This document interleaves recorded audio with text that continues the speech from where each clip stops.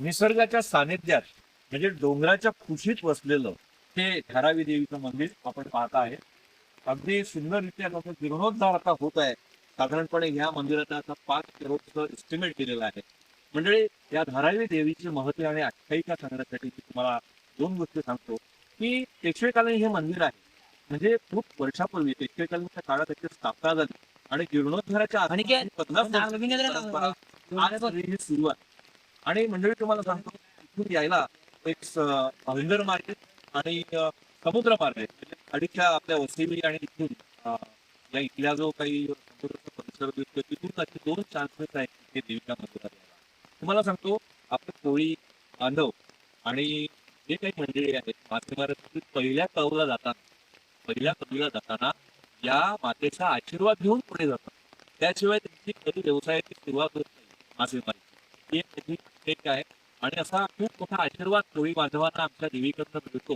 आणि तुम्हाला एक आणखी गोष्ट सांगतो मंडळी, केवळ नुसतं कोळी आणि आदिवासी नाही, पण कॅथलिक समाजातले जे काही आपले बंधू आहेत तेही मासेमारी करायला ज्यावेळी पहिल्या कवीला इथे जातात त्यावेळी ह्या देवीचा कृपा आशीर्वाद घेऊन जातात. अशी आख्यायिका या धारावी देवीची आहे.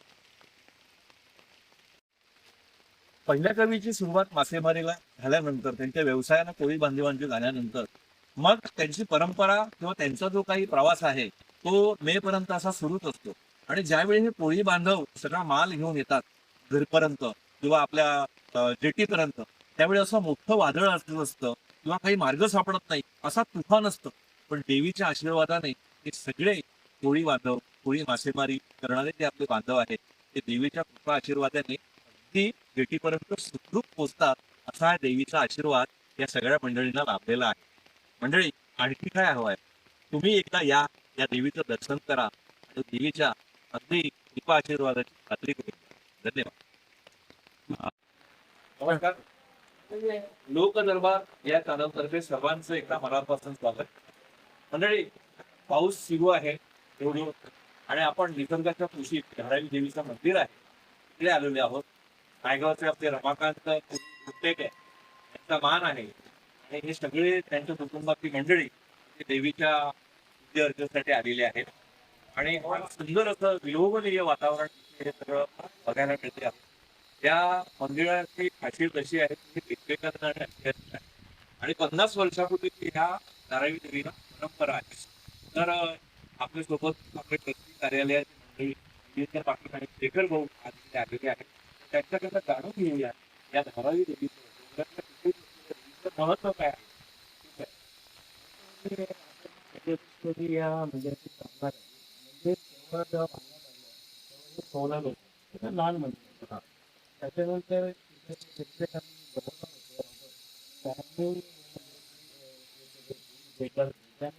महिन्याला महिन्याला जो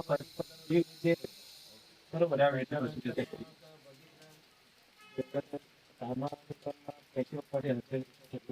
स्थापना केली आणि 1994 म्हणजे त्याची स्थापना नवीन मंदिर हे असं बांधण्यात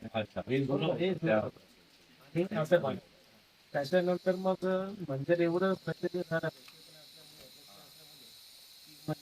येऊ लागले. भक्तजन वाढत गेलं. मग आम्ही ठरवलं की त्याला कोणी म्हणून आमच्या मंदिराची अशी स्थापना केली.